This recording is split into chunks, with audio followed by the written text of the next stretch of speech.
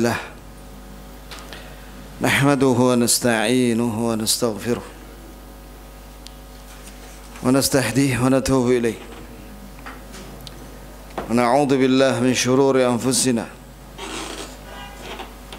ومن سيئات أعمالنا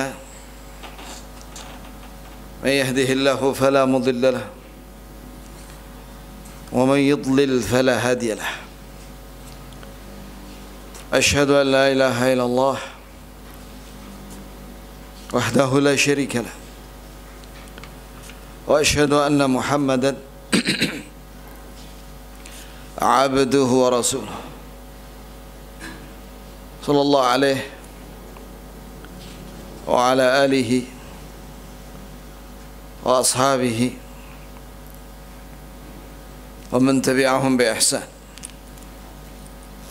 إلى يوم الدين وسلم تسليما كثيرا. اللهم انفعنا بما علمتنا وعلمنا ما ينفعنا وزدنا علما.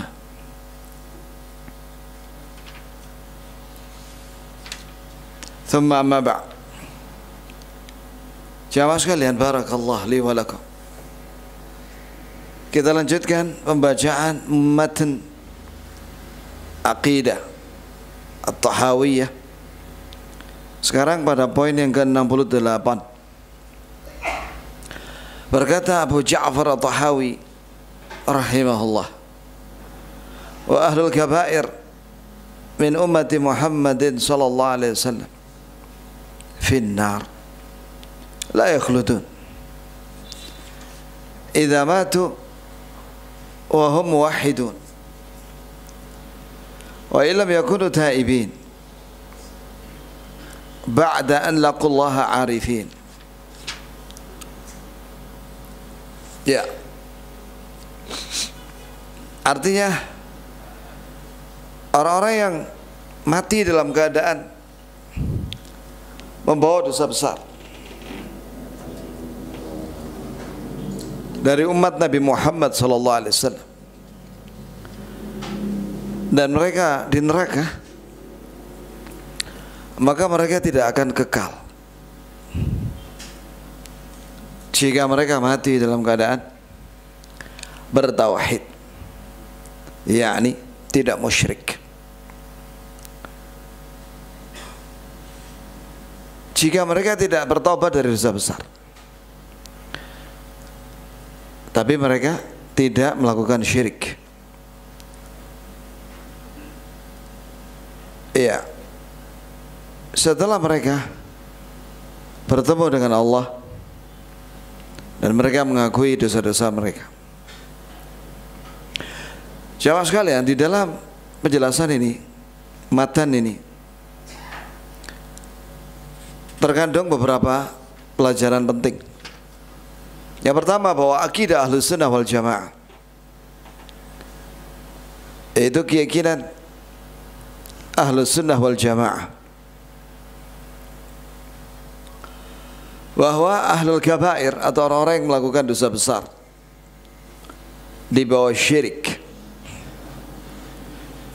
ya, maka pada hari kiamat, kata ulama, fahum tahta masyiatillah, mereka di bawah kehendak Allah. Insya'a ghafara lahum, jika Allah menghendaki, Allah ampuni mereka. Ini dosa-dosa besar yang dia bawa itu, di bawah syirik itu, diampuni oleh Allah,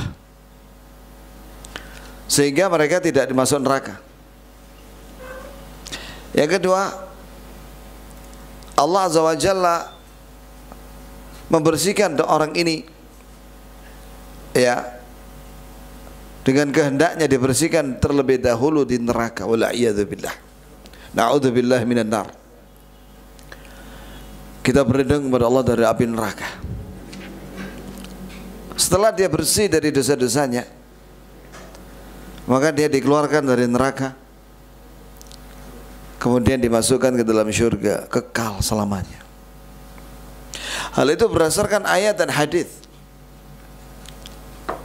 Yaitu dalam surat An-Nisa Allah Azza wa Jalla berfirman, Inna Allah la yaghfiru ay yushraka bih wa yaghfiru ma duna dhalika liman yasha' wa man yushrik billah faqad iftara ithman 'azima. Pada ayat yang lain, wa man yushrik billah faqad dhalla dhalalan ba'ida. Iya. Artinya sesungguhnya Allah tidak akan mengampuni orang yang mati dalam keadaan musyrik. Yani dia mati dalam keadaan membawa dosa syirik besar. Bahkan sebagian ulama mengatakan termasuk dosa syirik kecil. Sebab Allah tidak membedakan di situ dosa syirik kecil dan syirik besar. Pokoknya Allah menyebut syirik. Maka wajib kita takut dari syirik, ya ikhwan, dan menjauhi syirik. Wa yaghfiru ma duna dzalika liman yasha'. Dan Allah akan ampuni dosa-dosa di bawah syirik bagi yang dikehendaki oleh Allah. Berarti ada dua, ada yang dikehendaki diampuni, ada yang dikehendaki tidak diampuni saat itu, sehingga dia harus masuk neraka untuk sementara waktu. Kemudian mereka dikeluarkan dari neraka dan masuk syurga. Sebagaimana juga sabda Nabi alaihissalatu wassalam, yakhruju minan nar man kana fi qalbi mithqala dzarratin minal iman. Wa fi riwayah yakhruju minan nar man kana fi qalbi mithqal habbata khardalin minal iman. وفي رواية يخرج من النار يعني من المؤمنين الموحدين ولم يعمل خيرا قط. Akan keluar dari api neraka orang yang memiliki keimanan seberat semut. Ini amalnya sedikit sekali, beratnya seperti semut. Dia keluar dari api neraka. Dalam sebuah riwayat keluar dari api neraka orang mukmin yang imannya seberat biji sawi. Ini amalnya sedikit sekali, dosanya banyak. Dan keluar dari api neraka orang yang tidak beramal sama sekali, tapi dia mukmin, bertauhid. Iya. Coba perhatikan ya ikhwani. Jelas hadis itu menunjukkan, itu masyhur hadis yang seperti itu. Apalagi hadis syafaat Nabi SAW, bahwa Nabi memberikan syafaat, mendoakan orang-orang yang ahlul kabair, orang-orang yang berbuat dosa besar di dunia, kemudian nanti pada hari kiamat dia didoakan sama Nabi agar tidak masuk neraka. Maka mereka tidak masuk neraka. Dan apabila ada yang masuk neraka, maka Nabi berdoa, ya Allah keluarkan mereka dari api neraka. Maka dikeluarkan dari api neraka. Itu hadis mutawatir, ya ikhwan. Iya. Maka berdasarkan ayat dan hadis itu, bahwa kondisi orang-orang yang berbuat dosa besar di bawah syirik ada dua tadi. Barang siapa yang berbuat syirik, maka dia telah melakukan dosa yang sangat besar. Dan barang siapa yang berbuat syirik, maka dia telah sesat dengan kesesatan yang jauh. Pelajaran yang kedua, sekarang ini yang kita sekarang ini lagi ada di dunia, kita belum di akhirat. Maka pelajaran yang sangat penting bagi kita adalah agar kita memperhatikan diri masing-masing. Muhasabah. Muhasabah itu koreksi diri. Muhasabah itu ada dua. Ada muhasabah ba'dal amal, setelah amal.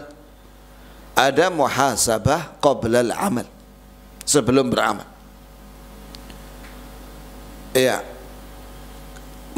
Muhasabah setelah beramal, yakni kita mengecek amal kita dari mulai balik sampai sekarang. ya, dan setiap kita sudah tahu, kondisi kita masing-masing, ya kan? Apa amal kita masing-masing dari mulai balik sampai hari ini. Pasti ada kekurangan kan kita ini, pasti ada dosa-dosa masa lalu.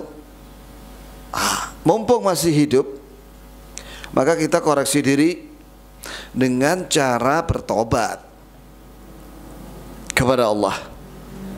Semua kekurangan masa lalu dan dosa-dosa masa lalu kita minta ampun sama Allah, karena kita masih di dunia, masih ada kesempatan untuk diampuni semua dosa-dosa kita masa lalu. Dan Allah berjanji akan mengampuni dosa orang-orang yang bertobat. Illa man taba wa amana wa amila amalan salihah fa ulaika yubaddilu Allahu sayyi'atihim hasanat wa kana Allahu ghafurur rahim. Kecuali orang-orang yang bertobat dan beriman dan beramal saleh, maka mereka itulah orang-orang yang Allah ganti catatan dosa-dosanya dengan amal saleh. Wa kana Allahu ghafurur rahim, dan Allah Maha Pengampun lagi Maha Sayang kepada orang yang bertobat. Jadi catatan dosa masa lalu diganti dengan hasanat, pahala istighfar, taubat, pahala taubat. Itu surat Al-Furqan. Kemudian dalam surat Az-Zumar ayat 53 Allah Azza wa Jalla berfirman, Qul ya ibadiyalladzina asrafu ala anfusihim la taqnatu min rahmatillah inna Allaha yaghfiru dzunuba jami'a innahu huwal ghafurur rahim. Qul, katakanlah wahai Nabi kepada manusia bahwa Allah Ta'ala berfirman, wahai hamba-hambaku yang telah banyak berbuat dosa, janganlah kalian berputus asa dari rahmat Allah berapapun dosa kalian. Sungguh Allah mengampuni semua dosa bagi yang bertobat. Innahu huwal ghafurur rahim. Sungguh Dia Maha Pengampun lagi Maha Sayang kepada orang yang bertobat. Tobat nasuha itu wajib hukumnya setiap hari. Ya ayyuhalladzina amanu tubu ila Allah taubatan nasuha. Asa rabbukum an yukaffira ankum sayyi'atikum wa yudkhilakum jannat tajri min tahtiha al-anhar yauma la yukhzillahu nabiyya walladzina amanu ma'ah ila akhir al-ayah, surat At-Tahrim. Wahai orang-orang yang beriman, taubatlah kalian kepada Allah dengan taubat nasuha. Taubat nasuha itu ada 3 syaratnya, ada rukunnya. Yang pertama at-tark, meninggalkan dosa. Kapan? Ya sekarang. Ya, dalam hati kita tinggalkan dah. Yang kedua an-nadm, menyesal, menyesali dosa-dosa itu. Dan yang ketiga al-azm, bertekad tidak mengulang di masa mendatang. Jika itu perintah dulu pernah ditinggalkan, maka dia kerjakan. Jika itu larangan, maka yang dulu pernah dikerjakan, maka dia tinggalkan. Itulah taubatan nasuha. Diampuni dosanya oleh Allah semuanya. Alhamdulillah. Yang kedua, muhasabah qabla al-amal. Kita mengkoreksi diri sebelum beramal. Ini misalnya sebelum salat tahiyatul masjid misalnya, atau duha, atau yang wajib seperti salat zuhur misalnya, ya kan, mendekati kita, maka kita koreksi diri. Apa yang kita koreksi? 2 hal. Yang pertama, niat kita. Cek niat kita. Apakah niat kita itu dalam rangka mendekatkan diri kepada Allah dan mengharapkan ridha Allah? Jika ingin dipuji manusia, luruskan dulu. Karena barang siapa yang menginginkan pujian manusia berarti riya. Riya nggak akan diterima amalnya. Maka luruskan niat dalam rangka mencari ridha Allah, mengharapkan ridha Allah semata. Ya seperti sekarang ini, kita sedang ngaji talabul ilm syar'i, kita sedang belajar agama, Al-Quran dan hadis, belajar akidah, keyakinan Islam. Apa niat kita ini? Luruskan sekarang, yaitu dalam rangka mengharapkan apa? Ridha Allah dan ganjaran syurganya Allah. Dua, yang perlu kita koreksi sebelum beramal adalah apakah amalan itu sesuai dengan sunnah apa tidak. Jika amalan itu sesuai dengan sunnah, laksanakan. Jika tidak sesuai, luruskan dulu supaya diterima oleh Allah amalnya. Sebab Allah tidak akan menerima amalan kecuali ikhlas dan sunnah, sesuai dengan sunnah. Sebagaimana Allah Ta'ala berfirman dalam hadits qudsi, Ana aghna syuraka 'ani syirk, man 'amila 'amalan asyraka ma'i fihi ghairi, taraktuhu syirkah. Aku tidak butuh dengan tandingan. Barang siapa yang beramal untukku dan selainku, aku tinggalkan dia dan amalnya atau sekutunya. Dan juga amalan harus sesuai dengan sunnah. Jika tidak sesuai dengan sunnah Nabi, ditolak oleh Allah. Sebagaimana Nabi SAW bersabda, Man amila amalan laysa alaihi amruna fahuwa raddun. Barang siapa yang beramal suatu amalan yang mana amalan itu tidak ada perintah dari kami, maka amalan itu ditolak. Jadi kita dalam beragama ini wajib mengikuti petunjuk Nabi Muhammad SAW. Tidak boleh kita ngarang-ngarang sendiri. Saya naik dewi, ya.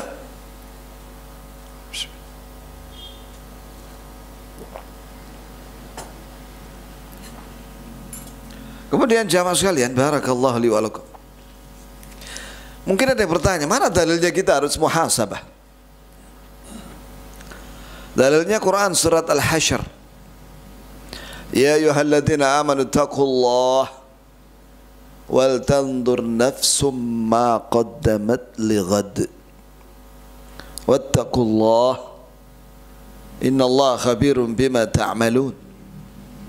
Wahai orang-orang yang beriman, bertakwalah kalian kepada Allah, dan dalam setiap diri melihat dirinya masing-masing, ngecek dirinya masing-masing, apa yang akan dia bawa bekal dari amal soleh untuk menghadapi hari esok, yakni hari kiamat. Ya, wattaqullah, dan bertakwalah kepada Allah. Innallaha khabirun bima ta'malun. Sungguh Allah Maha tahu apa yang kalian lakukan. Pertanyaan, bagaimana kita ini yang umurnya udah 40 ke atas, 50 ke atas, 60 ke atas, 70 ke atas? Jangan putus asa. Nabi bersabda, ya, idza ahsanta ma baqiya min umrik ghafarallahu laka ma madha wa ma baqi. Ini athar dan juga hadis dari Nabi sallallahu alaihi wasallam. Jika kau berbuat baik di sisa umurmu, ini memperbaiki diri di sisa umur, maka Allah akan ampuni semua dosamu yang lalu dan yang akan datang. Wa idza asa'ta ma baqiya min umrik jama'allahu dhunubak ma madha wa ma baqi. Tapi jika kau berbuat dosa, tidak memperbaiki diri, yakni loss saja begitu berbuat dosa di akhir hayat, di sisa umur, maka Allah akan kumpulkan semua dosamu yang lalu dan yang akan datang. Jadi kita harus punya komitmen dan punya cita-cita. Loh, kita kalau mati, kita ingin tidak membawa dosa. Karena terancam orang yang berbuat dosa itu. Iya, ada dua tadi kondisinya. Alhamdulillah kita sudah menjauhi syirik. Dan terus belajar kita tentang bahaya syirik dan macam-macamnya, dan kita jauhi. Ya, ya kan? Supaya kita tidak kekal di neraka. Sebab orang yang mati musyrik kekal di neraka. Orang musyrik itu. Innal ladzina kafaru min ahlil kitab wal musyrikin fi nari jahannam khalidina fiha ulaika hum syarrul bariyah. Sesungguhnya orang-orang kafir dari kalangan ahlul kitab, yaitu Yahudi dan Nasara dan musyrikin yang lainnya, di neraka jahannam selama-lamanya. Maka jangan syirik. Jangan melakukan dosa syirik, besar atau kecil. Karena bahaya itu, terancam. Ya, kekal di neraka jahannam. Dan mereka sejelek-jelek makhluk. Nah, sekarang tinggal dosa-dosa besar selain syirik. Iya kan? Nah, kita selesaikan di dunia. Jangan dibawa mati. Berat urusannya. Maka segera kita minta ampun sama Allah. Nabi kita Muhammad SAW setiap hari itu istighfar dan taubat minim 100 kali. Walladhi nafsi biyadih inni la astaghfirullah atubu ilaihi fil yawmi 100 marrah. Demi Allah yang jiwaku di tangannya, aku itu minta ampun dan taubat setiap hari 100 kali. Bahkan Nabi SAW sekali duduk mengucapkan astaghfirullah wa atubu ilaihi 100 kali. Siapa yang meriwayatkan itu? Ibnu Umar. Kadang Nabi mengucapkan Rabbighfirli wa tub alayya innaka antat tawwabur rahim. Kadang Rabbighfirli wa tub alayya innaka antat tawwabul ghafur. 100 kali sekali duduk. Rabbighfirli wa tub alayya innaka tawwabur rahim. Sekali duduk majelis. Itu Nabi kita Muhammad SAW. Padahal qad ghafarallahu lahu ma taqaddama min dhanbihi wa ma ta'akhkhar. Allah telah ampuni dosanya yang lalu dan yang akan datang. Walaupun demikian Rasulullah SAW minta ampun kepada Allah dan taubat setiap hari minim 100 kali. Lah kita bagaimana? Ya kita harus banyak-banyak istighfar juga. Minimal 70 kali lah, minimal 70 kali tobat setiap hari. Sebab ada kalimat 70. Ya. Sekiranya orang munafik itu dimintakan ampunan oleh Nabi 70 marrah fala yaghfirallahu lahum. Allah tidak akan ampuni mereka karena mereka munafik. Munafik itu pura-pura Islam. Maka istighfarnya Nabi buat orang munafik yang pura-pura Islam tidak akan diterima oleh Allah. Berarti apabila ada orang Islam minta ampun kepada Allah 70 kali minimal, maka diampuni oleh Allah 70 kali. Itu ada lafadznya di Quran. Ya jamaah. Baik. Perhatikan ada dosa-dosa yang harus ada tambahannya syaratnya, yaitu kezaliman. Kalau itu berupa harta, gampang, kembalikan aja dah, kirim pakai JNE atau JNT. Kalau pernah ngambil barangnya orang, atau transfer, minta nomor rekeningnya ditransfer. Lebih enak transfer. Jadi nilai barang yang dia curi, misalnya dia dulu pernah curanmor misalnya, mencuri motornya orang. Lah motor itu berapa waktu itu harganya? Misalnya harganya second ya 10 juta misalnya. Ya udah antum transfer aja 10 juta. Minta nomor rekening dia. Kalau ghibah, bagaimana ghibah? Kalau ghibah begini kata Syekh Ibnu Utsaimin, kalau dia dengar, nah sudah minta maaf. Tapi kalau dia nggak dengar, nah nggak usah minta maaf. Tapi pujilah dia di majelis yang pernah dighibai dia. Misalnya ada seorang kau jelek-jelekkan misalnya di sebuah majelis. Kau ngobrol berdua sama orang, menjelekkan orang lain, sahib misalnya. Orang yang dijelekkan itu nggak dengar. Ya sudah, antum puji di majelis seperti itu lagi. Puji dia. Oh dia baik, gini. Dan doakan dia supaya diampuni oleh Allah. Begitu cara tobatnya dari ngerasani wong. Baik satu orang atau lebih. Ada orang ngerasani orang satu suku. Misalnya dia mau bilang, oh itu suku itu yang ada di pulau itu bedehek misalnya begitu ya ikhwan. Maka dia harus memuji suku itu. Oh suku itu baik. Gini. Dan doakan ampunan buat suku itu, gitu ya ikhwan. Nah, saat suku wakil itu jutaan. Masa kita harus minta maaf satu-satu? Ya kan tidak mungkin. Ya kan? Nah, ini cara taubat dari apa? Ghibah.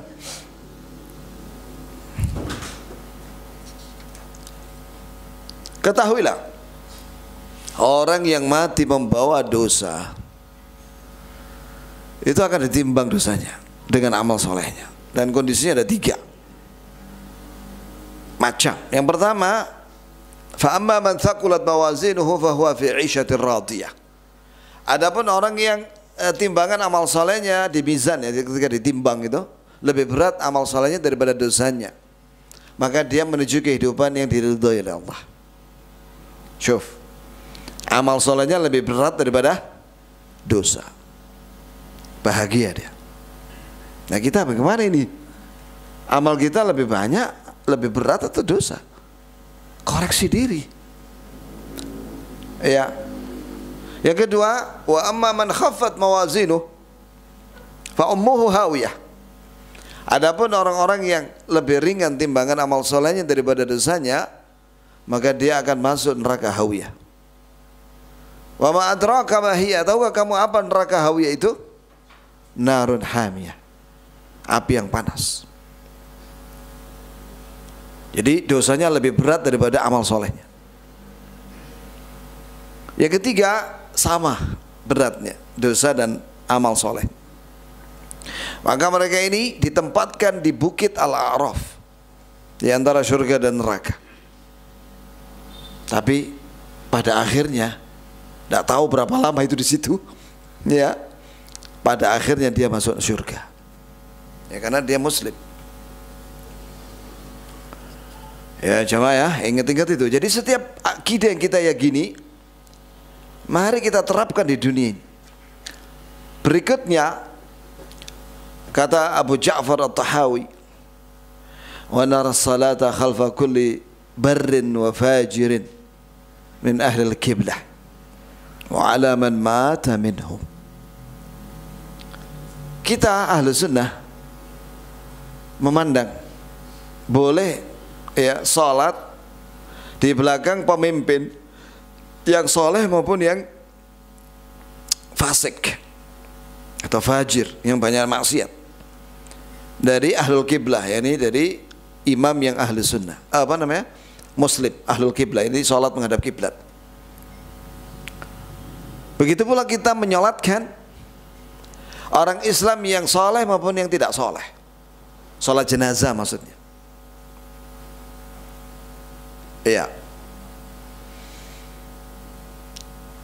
Kalimat ini kata penulis di sini, pensyarahnya di sini, ya sebagai bantahan terhadap kelompok Rafidhah Syiah yang menyatakan tidak mau salat di belakang pemimpin yang zalim. Ya. Nah, misalnya kita zaman dahulu, di zamannya sahabat ya, ada orang pemimpin namanya Hajjaj bin Yusuf Al-Thaqafi. Dia ini pemimpin yang zalim, membunuh orang Islam itu sampai puluhan ribu orang. Bukan satu dua, puluhan ribu. Bahkan ada riwayat dia telah membunuh orang Islam sebanyak 90.000 orang. Anda bayangkan, penduduk Mekah itu dimanjanik sama dia, dilempari batu gede-gede, pakai ketepil yang besar. What? Penduduk Mekah. Ini sama Hajjaj bin Yusuf ini. Zalim dia. Apakah boleh salat di belakang pembunuh ini? Menurut mazhab Syafi'i dan Abu Hanifah sah salatnya, walaupun makruh. Adapun mazhab Imam Ahmad dan Malik tidak sah salatnya. Di belakang orang fasik. Orang fasik itu orang yang melakukan dosa besar dan dia terus-menerus melakukan dosa kecil. Ya. Lah sedangkan penulis ini mazhabnya Abu Hanifah. Abu Hanifah dan Imam Syafi'i berpandangan sah salatnya selama dia masih muslim. Kecuali kalau dia kafir, ya baru tidak sah. Seperti salat di belakangnya Jahmiyah, salat di belakangnya Qadariyah yang mengingkari ilmu Allah. Kalau Jahmiyah yang mengingkari sifat Allah, atau orang salat di belakangnya orang Syiah yang mengatakan bahwasanya Al-Quran yang ada pada kaum muslimin itu sudah berkurang katanya. Ya, ini keyakinan-keyakinan yang murtad seperti itu, maka kita dilarang sholat di belakangnya mereka. Atau sholat di belakangnya Ahmadiyah yang mengaku punya nabi sendiri namanya Mirza Ghulam Ahmad. Jelas itu murtad. Maka kita jangan sholat di belakangnya mereka. Jadi antum kalau dalam perjalanan, kalau mau sholat, cek dulu, ini masjid apa ini? Misalnya, oh itu masjid Ahmadiyah, jangan. Cari masjid lain. Ya, itu ya jamaah. Atau jangan masuk masjidnya ini LDII. Kenapa? Nanti antum ketika masuk itu nanti dipel nanti itu jejaknya antum nanti. Karena antum dianggap kafir karena nggak baiat sama imam dari Kediri itu. Alhamdulillah sekarang udah banyak tobat sudah, alhamdulillah. Kemarin ada tobat massal itu. Walhamdulillah ya Allah, alhamdulillah. Iswayai tobat ya akhi. Ya, harus.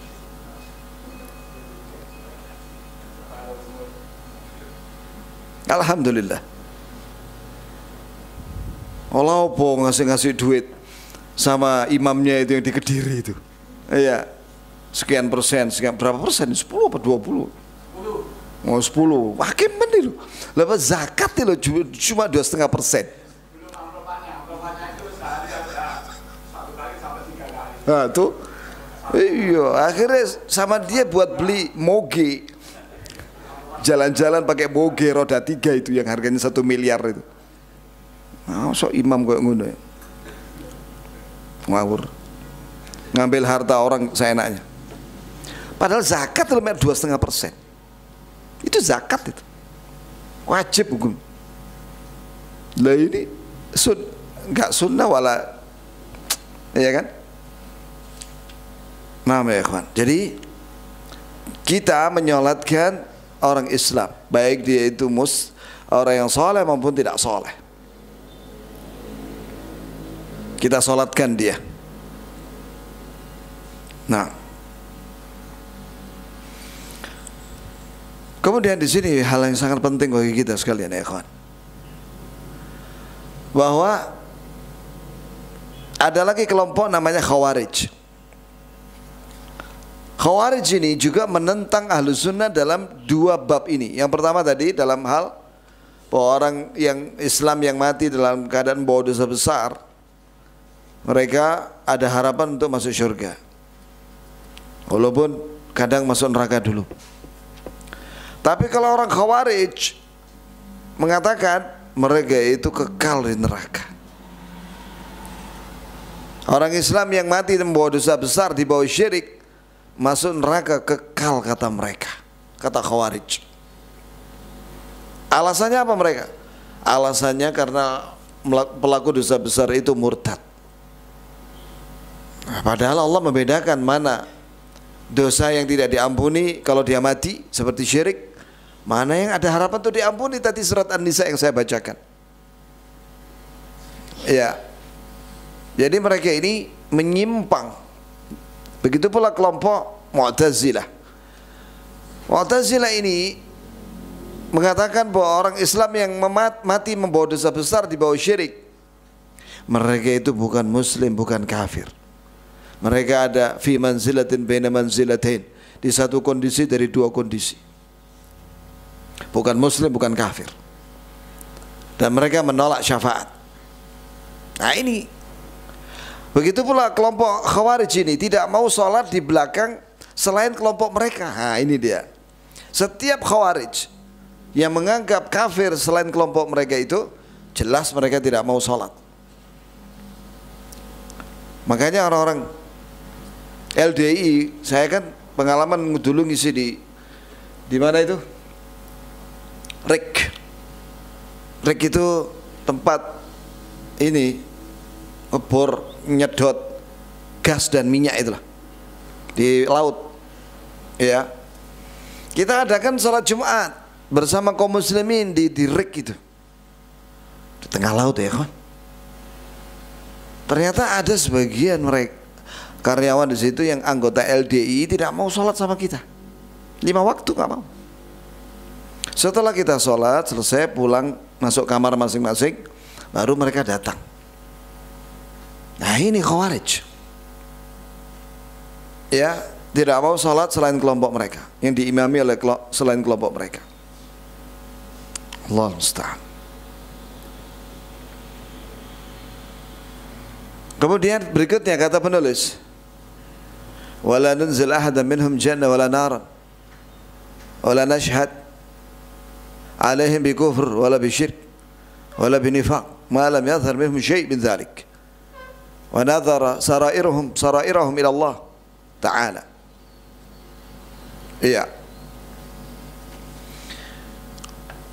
Kata Abu Ja'far At-Tahawi rahimahullah, kita tidak menghukum seorang pun dari kaum muslimin bahwa dia akan masuk surga atau masuk neraka. Ya. Nah, di sini ada catatan kaki dari ulama, yaitu kecuali 10 sahabat yang disebut namanya oleh Nabi bahwa dia masuk surga. Dan juga siapa itu 10 sahabat? Abu Bakar, Umar, Uthman, Ali, Abdurrahman bin Auf, Talha bin Ubaidillah, Zubair bin Awam, Sa'ad bin Abi Waqqas, Abu Ubaidah bin Jarrah, Abdullah bin Zaid. 10 sahabat ini disebut oleh Nabi fil jannah, semuanya di surga. Siapa lagi yang Nabi sebut namanya? Itu Abdullah bin Salam. Abdullah bin Salam itu dia orang alim dari kalangan Yahudi yang masuk Islam. Dia alim dengan Taurat, ya. Kemudian ketika tanda-tanda yang ada di dalam Taurat, tanda kenabian Nabi Muhammad SAW itu dilihat sendiri oleh dia pada Nabi Muhammad, maka dia masuk Islam. Maka Nabi menyebut bahwa Abdullah bin Salam ahlul jannah.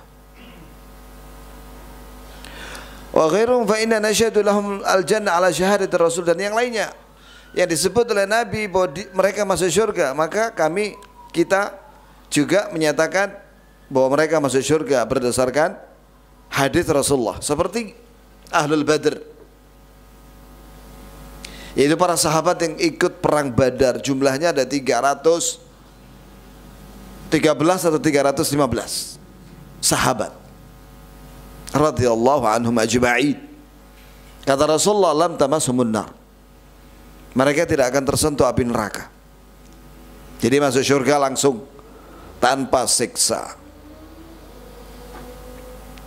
Itulah para sahabat yang ikut perang Badar. Dalam bahasa Indonesia jadi Badar. Kalau bahasa Arab Badr. Ya, begitu ya ikhwan. Siapa lagi yang disebut oleh Nabi masuk surga tanpa disentuh neraka?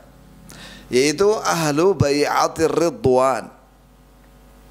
Para sahabat yang ikut bai'at di bawah pohon, namanya bai'atur ridwan. Ketika ada perjanjian setelah itu ada perjanjian Hudaybiyah.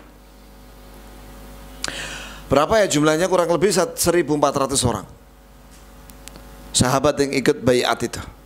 Bai'at apa itu? Bai'at untuk mati membela Utsman, karena Utsman gak pulang-pulang setelah mendatangi Quraisy di Mekah. Kalau sampai mati, maka para sahabat bersumpah untuk memerangi Quraisy walaupun jumlahnya cuma 1.400 orang. Nah, ternyata Utsman balik, alhamdulillah, jadi nggak jadi perang. Jelas ya jamaah?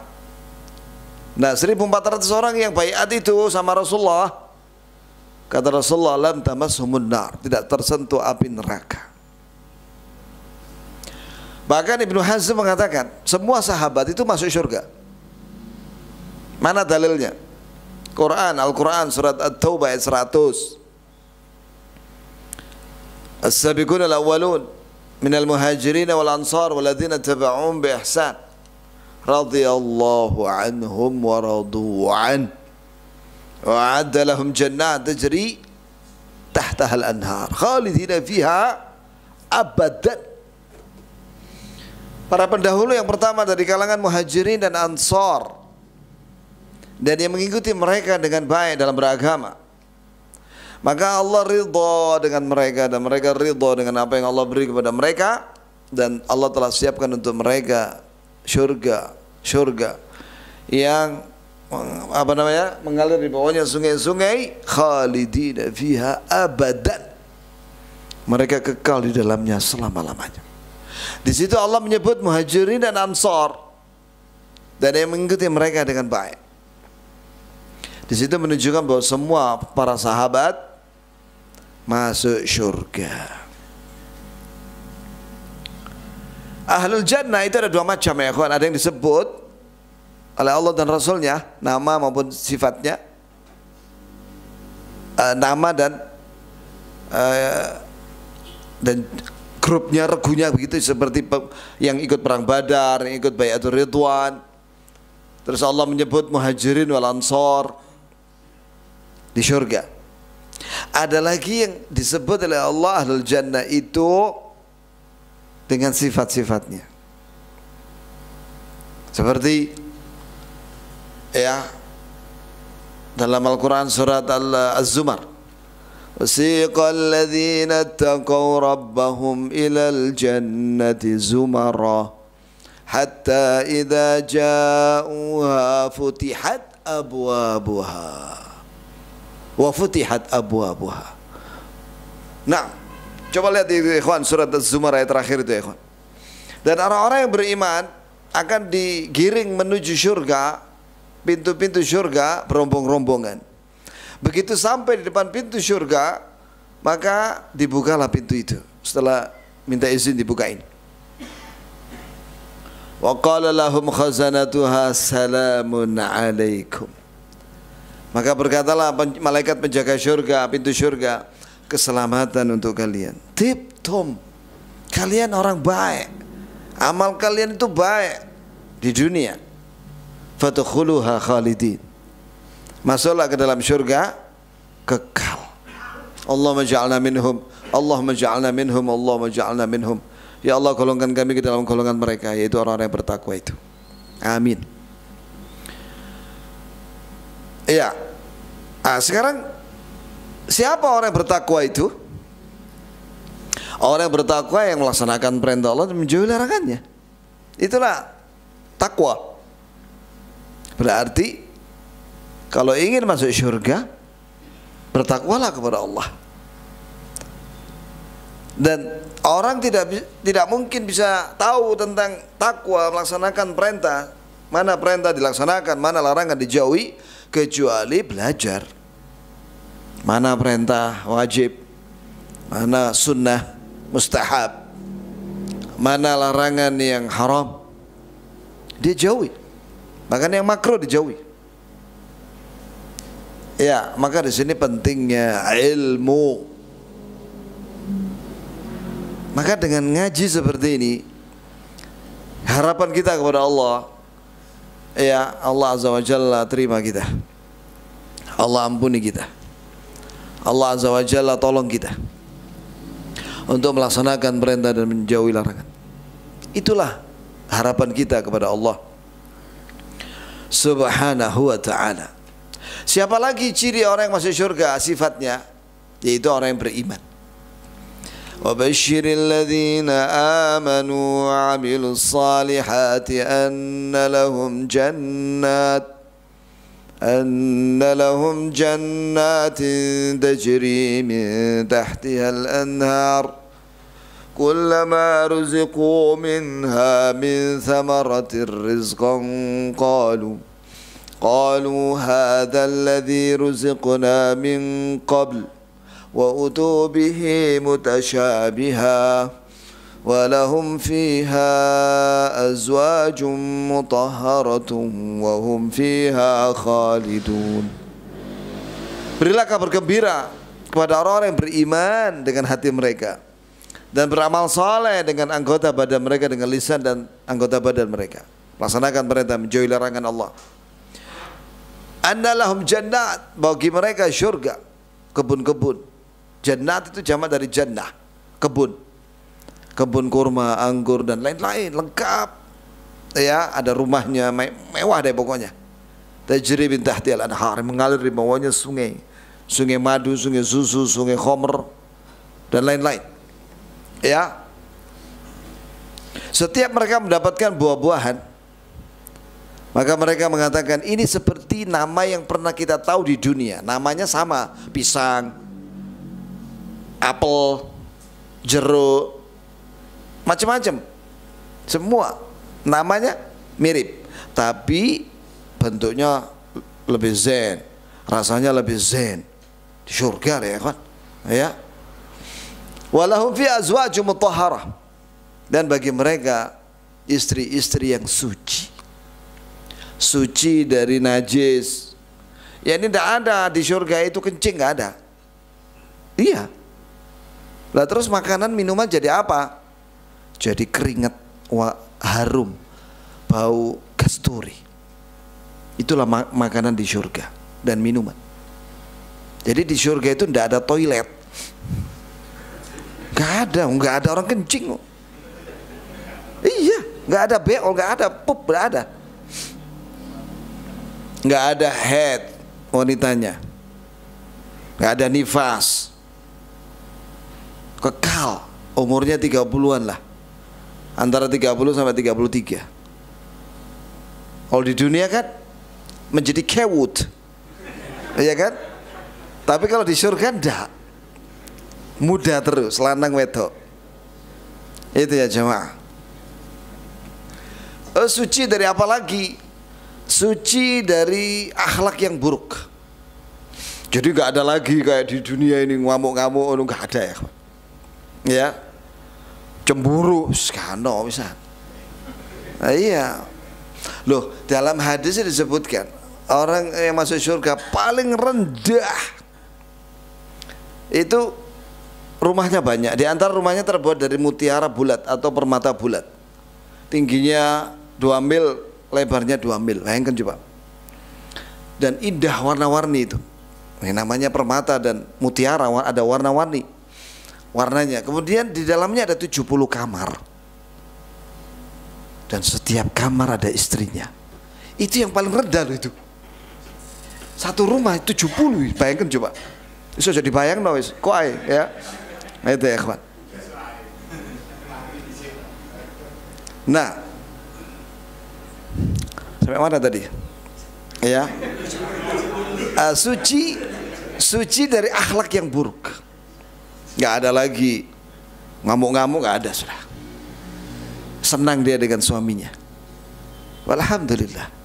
Jadi antum yang istrinya mek situ di dunia, sabar ya, akhi. Sabar, ya. Iya kan? Sabar, insya Allah nanti di surga banyak istri antum. Ya. Amin. Baik ya ikhwani. Wa hum fiha khalidun, dan mereka kekal di dalamnya. Siapa, untuk siapa itu? Yaitu orang-orang yang beriman dengan hati mereka, tidak kafir loh ya. Dan mereka beramal soleh. Antum kan beriman nih sekarang, tidak kafir kan? Alhamdulillah. Maka beramallah, laksanakan perintah Allah yang wajib dulu dipenuhi dengan baik.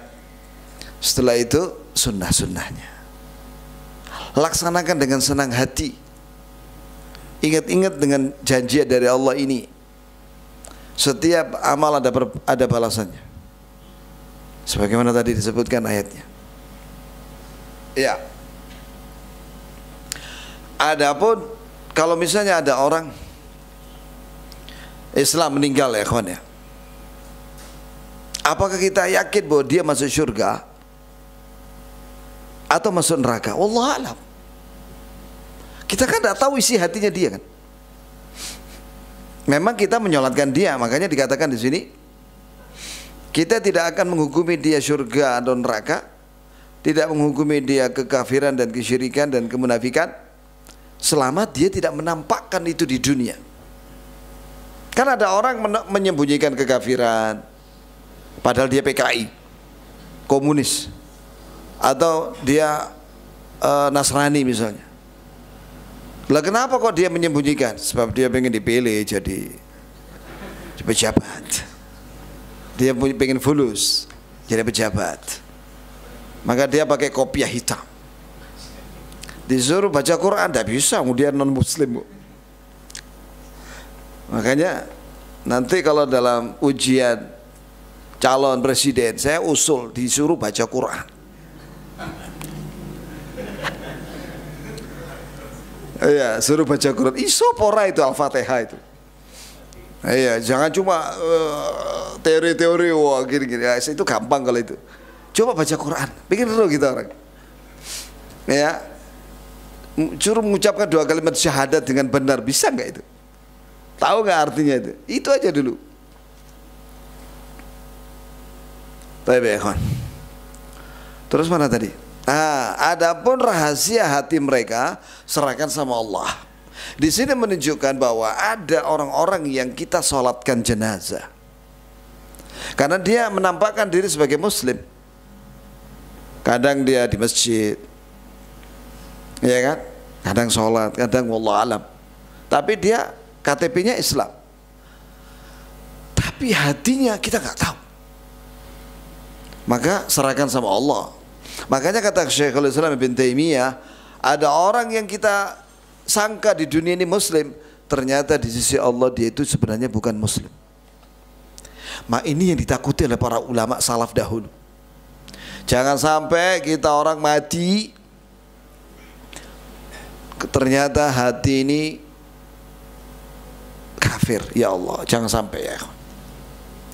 Kita ingin mati muslim. Wala tamutunna illa wa antum muslimun.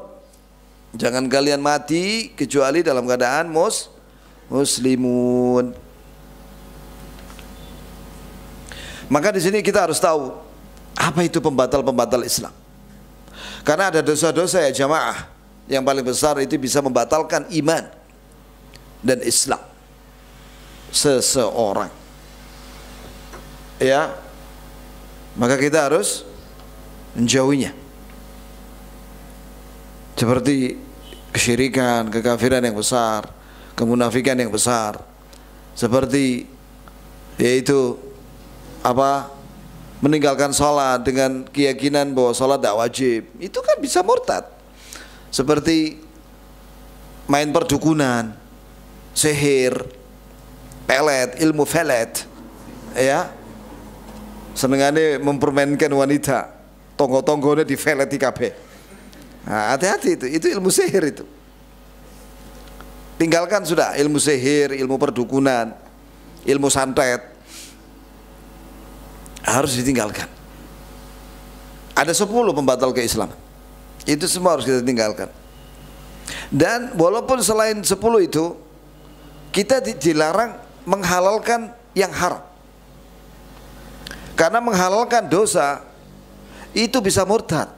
Karena itu masuk kategori menghalalkan apa yang diharamkan oleh Allah. Contoh misalnya khamr dan narkoba, sabu-sabu. Apa hukumnya, Pak? Haram. Ada orang tidak minum sabu-sabu, tidak mengkonsumsi sabu-sabu karena nggak punya duit, ya. Tapi dia bilang apa? Sabu-sabu ini makanannya jin, halal katanya. Ngono mana makanan jin? Sok tahu loh orang itu. Jin itu bukan makan sabu-sabu. Jin itu makanannya tulang. Ya, tulang-tulang yang antum kalau makan tulang ayam itu masa tulangnya dimakan juga kan, enggak kan? Nah, kecuali kalau ayamnya tulang lunak ya, ya kan? Wis terpaksa wis luwe akhirnya sak tulang-tulangnya dimplok kabeh. Termasuk ikan bandeng itu, presto itu, kucing nggak dapat bagian sudah. Ya kan? Karena di presto kabeh, dimakan dimplok kabeh sak kepala-kepalanya sudah. Karena lapar dia. Tapi kalau yang ada tulang-tulang dan nggak dimakan sama manusia, itu dimakan sama jin. Ada orang mengatakan, menipu dia sama murid-muridnya, bahwa sabu-sabu ini makanannya jin. Kalau kita makan makanannya jin, kita akan kuat. Ngawur orang itu sudah. Ya, berarti dia menghalalkan itu. Menghalalkan itu. Nah boleh ya, kawan. Dan orangnya udah mati, nggak tahu tobat apa orang itu. Panitia kita sampai jam berapa ini? Sampai duhur kah? Kurang berapa menit? 10 Ustaz biasanya Ustaz. Sampai jam? Setengah 10 biasanya. Setengah 10, alhamdulillah. Jadi kita menghukumi seorang itu dohirnya. Selama dia mengaku muslim, kita sholatkan dia. Tapi kalau dia nampak dia pakai salib, kalung salib, berarti dia non muslim. Nah, di sini ada khilaf di antara keluarga ya, keluarga orang-orang di Jakarta itu. Ada anggota keluarganya itu mati. Maka datanglah 2 kelompok. Yang pertama dari takmir masjid sebelah, dan yang kedua dari gereja, pastor. Nah, ya apa ini? Bingung ini, ya kan? Nah, maka di sini harus diputuskan ini statusnya orang ini berdasarkan saksi-saksi. Yaitu ditanya apa agama orang ini ketika menjelang mati. Kalau perlu disebutkan juga, ini lebih saya orang kalau murtad itu kan masuk gereja ya apa? Masuk Nasrani itu kan ada tulisannya, itu ada pernyataan dari gereja. Mana coba dicek. Ah itu. Ah, nanti dicocokkan dengan anggota keluarganya. Ya apa ini? Ibumu ini. Katanya beberapa hari yang lalu dia bilang masuk Islam lagi. Nah, gini yang mana ini? Nah, maka yang diterima dari orang terdekat, persaksian orang terdekat. Berarti dia masuk Islam setelah murtad. Jadi harus didudukkan, dipanggil keluarganya, saksi-saksi orang terdekatnya. Ya Allah, hati-hati ya ikhwani fillah. Ya, wallahi kita kalau mati, kita nggak akan bawa harta dunia. Di akhirat itu harta dunia nggak ada yang kita bawa, wala sandal, wala sepatu, wala sarung. Orang dibangkitkan pada hari kiamat tidak pakai sandal dan tidak pakai sarung, telanjak dan tidak pakai sandal, ngodok, cari wong Malang, ya kan, nyeker. Nah begitu ya kawan. Ya kan? Maka apa yang kita bawa? Agama yang kita bawa ya jamaah. Wallahi keyakinan kita yang kita bawa. Bahkan di alam kubur kita ditanya oleh malaikat Munkar Nakir, siapa Rabbmu? Siapa nabimu? Apa agamamu? Coba lihat. Itu yang ditanyakan, 3 itu minimal oleh malaikat Munkar Nakir. Mereka tidak tanya tentang ilmu matematika, ilmu fisika, atau kimia, atau yang lainnya. Yang ditanyakan adalah ilmu agama. Jadi agama ini yang kita bawa, yang kita yakini ini, Islam ini yang kita bawa sampai akhirat, sampai masuk surga, insya Allah. Wala nara sayf ala hadin min ummati Muhammad sallallahu alaihi wasallam illa man wajib alaihi sayf. Ini penting ya jemaah. Kita tidak boleh mengangkat pedang kepada seorang pun dari umat Nabi Muhammad sallallahu alaihi wasallam. Kenapa? Karena haram ditumpahkan darahnya. Haram. Jangankan orang Islam, orang kafir saja yang tidak harbi, yaitu yang kafir yang zimmi maupun mu'ahad dan musta'min atau musta'man, itu haram ditumpahkan darahnya. Apalagi orang Islam, kecuali apabila dia melakukan dosa besar yang menyebabkan dia dihukum mati. Dan yang melaksanakan eksekusi adalah penguasa, bukan rakyat, tapi adalah penguasa. Contoh, perampok. Ya, perampok ini hukumannya mati. Ya akhi, ambilkan mushaf ya kawan, mushaf Quran, Al-Quran.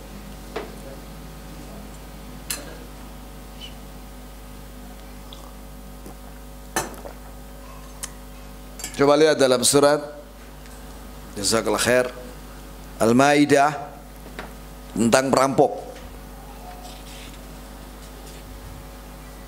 Nah ini dia ayat 33. A'udzubillahi minasyaitonir rajim. Innama jazaa'ul ladzina yuharibuna Allah wa rasulahu wa yas'auna fil ardi fasada ay yuqattalu aw yusallabu aw tuqatta'a aydihim wa arjuluhum min khilaf aw yunfaw min al-ard dzalika lahum khizyun fil hayatid dunya wa lahum fil akhirati adzabun 'adzim. Ini hukuman bagi perampok dalam Islam dan pemerkosa.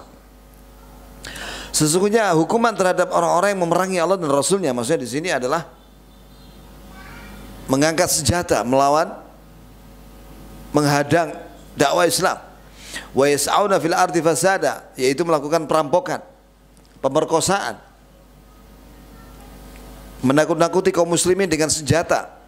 Hukumannya adalah 1, yuqattalu, dihukum mati. Ini dilihat nanti sama hakim. Yang kedua, au yusallabu, atau disalib. Disalib itu diikat di mana? Di pohon. Iya. Lalu diapain? Au tuqatta aydihim wa arjuluhum min khilaf. Dipotong tangannya dan kakinya yang berbeda arahnya. Maksudnya kalau dipotong tangan kanannya berarti yang kaki kiri dipotong. Kalau yang dipotong tangan kirinya berarti yang di kakinya yang mana? Yang kanan. Au yunfa minal ard, atau dijauhkan dari masyarakat, yaitu di penjara. Itulah kehinaan bagi para perampok itu di dunia, dan di akhirat mereka mendapatkan siksa yang besar jika tertangkap. Nah, bagaimana dengan mantan perampok, mantan molimo, maling, merampok, madat ya, dan lain sebagainya. Tapi dia nggak tertangkap. DPO, ya, wanted, tapi dia nggak tertangkap. Terus tobat. Apakah kita laporkan kepada polisi? Jangan. Yang buyar kok tobatnya, iya kan? Karena dia sudah tobat. Maka Allah berfirman tentang mantan perampok ini, illal ladzina tabu, kecuali orang-orang yang bertobat, min qabli an taqdiru alaihim, sebelum kalian tangkap mereka. Fa'lamu anna Allah ghafurur rahim, ketahuilah bahwa Allah Maha Pengampun lagi Maha Sayang. Coba sampaikan ini kepada mantan-mantan perampok, mantan-mantan pembunuh, mantan pemerkosa, mantan-mantan psikopat dan lain sebagainya. Suruh tobat mereka. Walaupun mereka di dunia nggak ditangkap, nggak dihukum, jika mereka tobat diampuni. Terus dibawakan riwayat dalam tafsir Ibnu Katsir, ada mantan perampok ya di zaman sahabat dan tabi'in. Kemudian dia datang kepada Abu Hurairah di Madinah. Dia tobat.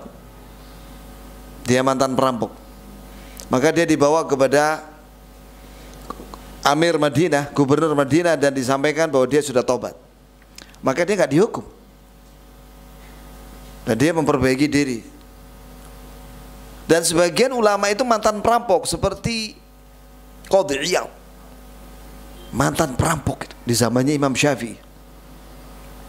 Tapi kalau sudah tobat, tobat betulan, bukan tobat-tobat. Itu dia. Tapi benar-benar tobat dia sampai jadi ulama. Iya, ngapalin Quran dan sebagainya. Itu Qadhi Iyad itu jadi ulama. Dulu mantan perampok dia. Lebih baik mantan perampok jadi daripada mantan ustadz. Ya, maksudnya jika ada dua orang gitu loh, bukan yang ketiga, yang kedua. Yang satu mantan perampok jadi ulama, yang satu mantan ulama. Jelas yang pertama lebih baik. Selama masih ada di dunia, masih ada kesempatan untuk bertobat. Alhamdulillah. Siapa lagi yang wajib dikenai hukuman pedang oleh penguasa? Murtad, orang murtad. Siapa lagi? Itu orang yang gak bayar zakat. Itu menurut syariat. Siapa lagi? Yaitu yang berzina dan dia muhsan. Muhsan itu sudah menikah, dirajam. Atau pembunuh, maka hukumannya mati. Demikianlah ya kawan. Jadi kita sudah sampai pada matan yang ke-71. Tidak tahu kapan kita khatam kitab ini ya kawan. Sakmene kurang sakmene ya kawan. Yang sudah segini ya.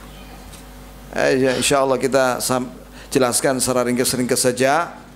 Yang penting kita paham ya, insya Allah. Apa ada pertanyaan? Sisa waktu? Ada Ustaz.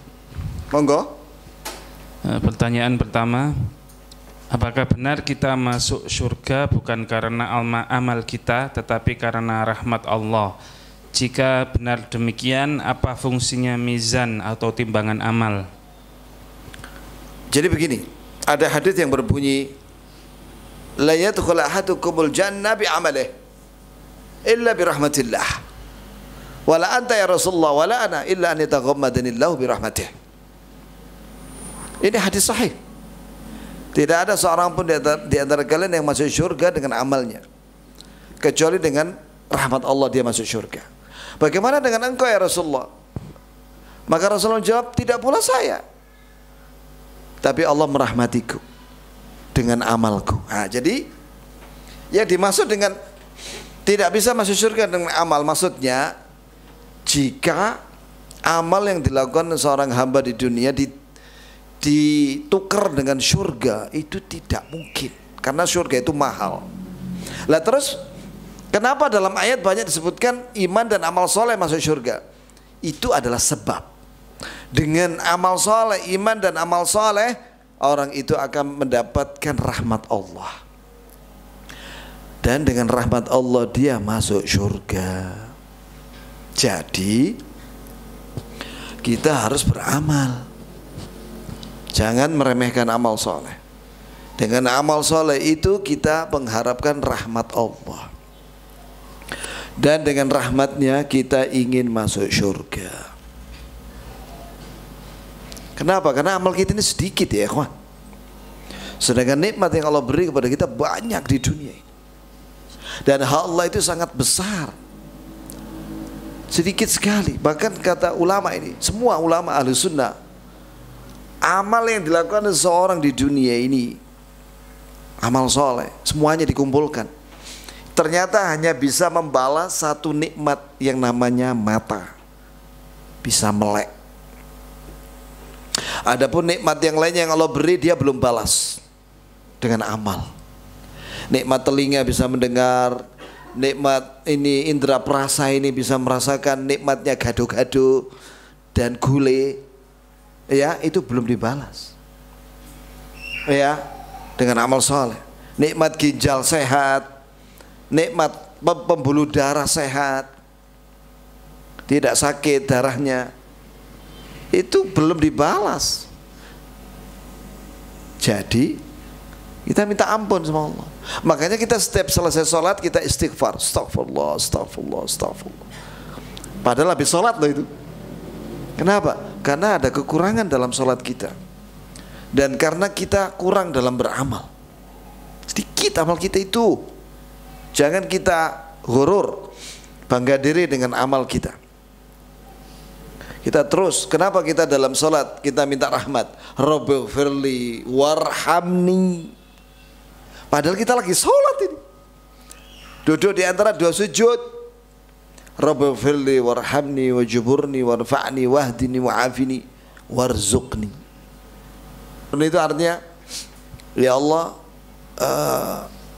hilangkanlah kesedihanku, wajburni warfa'ni, angkatlah derajatku ya Allah, wahdini, berilah aku petunjuk, wa'afini, dan berilah aku keselamatan, warzuqni, berilah aku rezeki.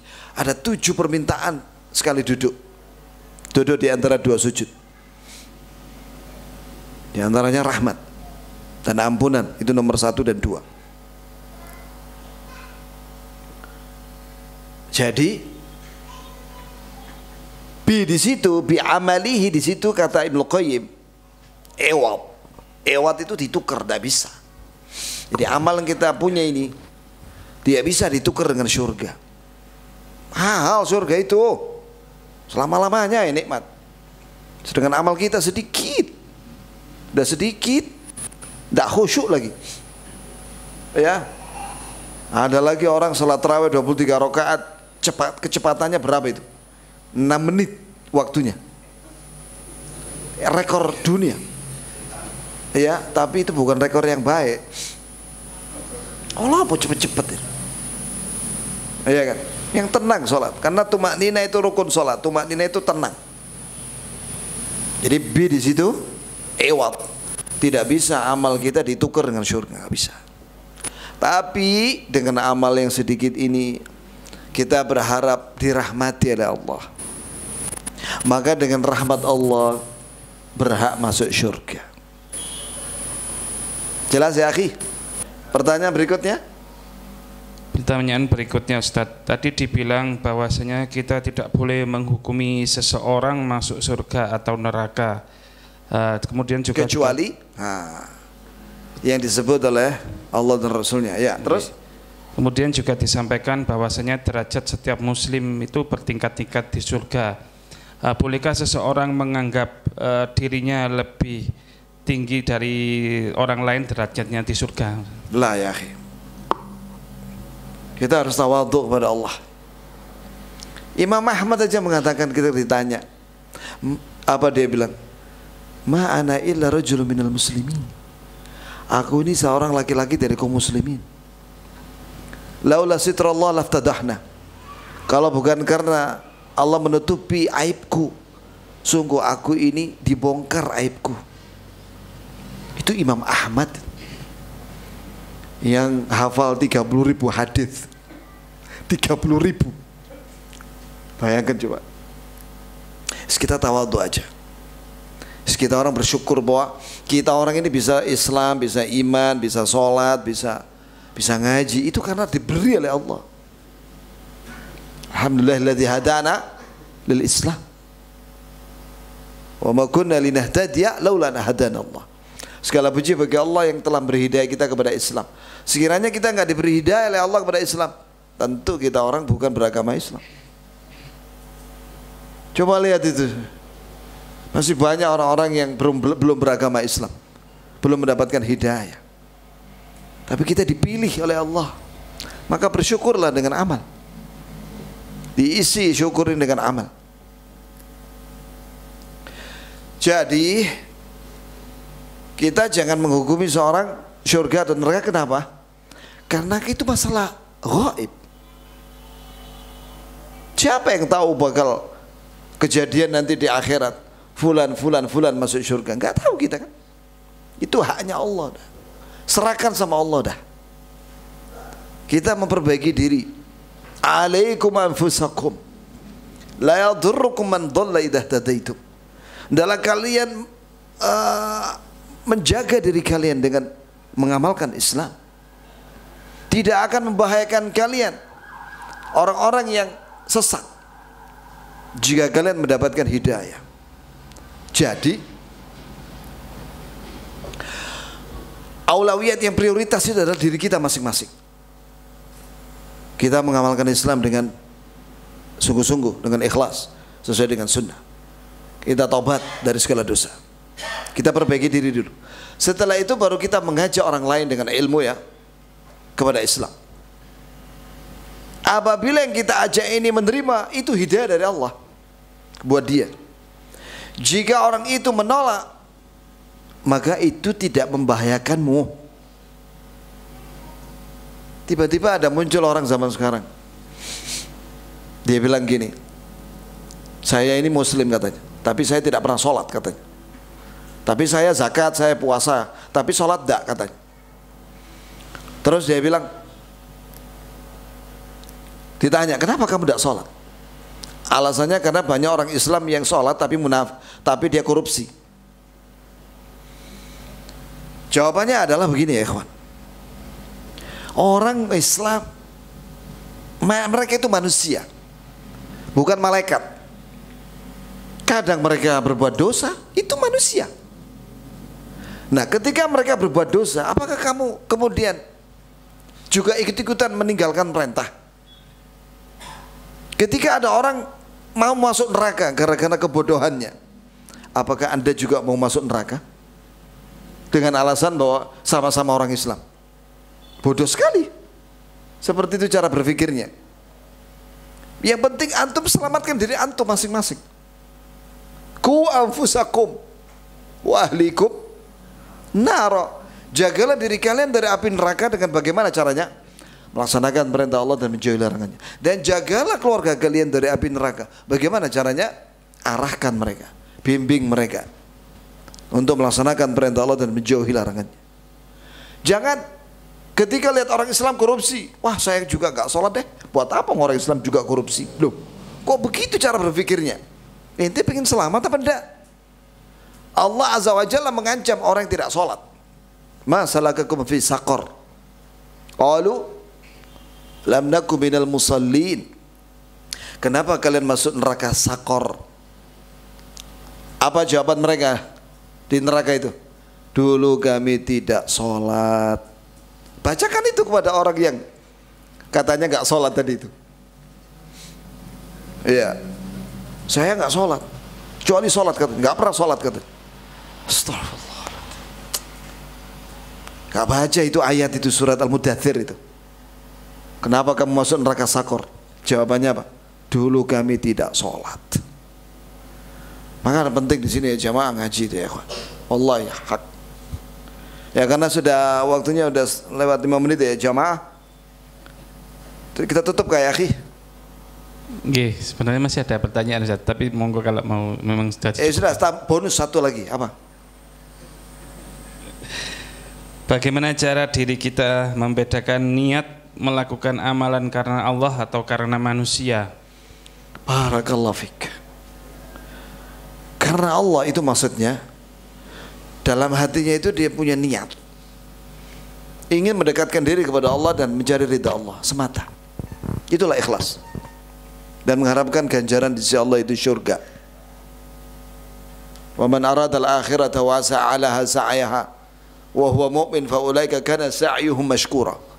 Siapa yang menginginkan akhirat, di surga, dan mengupayakannya dengan amal. Jadi dia menginginkan untuk masuk surga, maka kemudian dia sholat dan lain-lain, dan dia mukmin.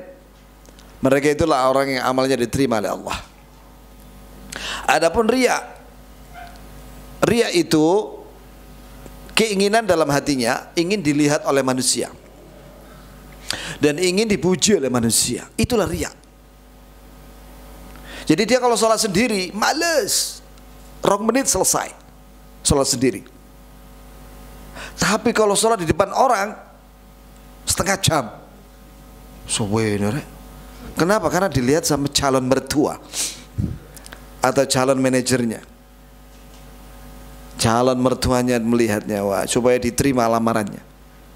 Nah ini riya ini, ingin dipuji sama mertuanya, calon mertua maksudnya, ingin diterima lamarannya. Mana sholatnya khusyuk, Allah, padahal biasanya 2 menit, kita ada setengah jam sholat 2 rakaat, bopo sedih boco itu, ya kan? Ya jamaah, jadi itu yang tahu adalah hati orang itu sendiri. Makanya perlu koreksi diri, tanya pada diri sendiri, kau beramal untuk siapa? Kalau untuk Allah, ridha Allah, lanjut. Kalau ingin dipuji oleh calon mertua, luruskan dulu niatnya. Atau ingin dilihat oleh manusia, luruskan dulu. Buat apa ingin dipuji oleh manusia? Memangnya semua orang muji, dan itu tidak ada manfaatnya. Karena mencari pujian manusia itu sebuah cita-cita yang mustahil. Walaupun pencitraannya itu sondol langit, tidak bisa ya. Siapa coba? Manusia yang, jangankan kita orang, Nabi Muhammad SAW itu manusia terbaik di dunia. Dimusuhi sama Abu Jahal, dimusuhi sama Abu Lahab. Jadi kelompok Lahabiyin dan Jahiliyin itu membenci Nabi Muhammad SAW, pengikutnya Abu Jahal dan pengikutnya Abu Lahab. Ya kan, sekarang zaman lakop-lakop ya akhi, ya kan. Kalau pengikutnya Salafus Saleh, Salafiyun. Kalau pengikutnya Abu Lahab, ya Lahabiyun. Tapi dibenci sama Lahabiyun. Sampai hari ini tuh ada orang Swedia, orang Denmark membakar Quran, bencinya sama Rasulullah. Padahal Nabi itu orang baik. Nah, jangankan Nabi Muhammad, Allah itu ada yang gak suka sama Allah. Di Israel ada seorang pemuda melaporkan Allah kepada polisi. Hah? Betul. Kenapa kamu kok melaporkan Allah? Gimana cara nyidangnya? Orang Israel ini, ya, Yahudi. Jika Allah aja ada yang memusuhi, jika Nabi Muhammad SAW ada yang memusuhi, apalagi kita orang.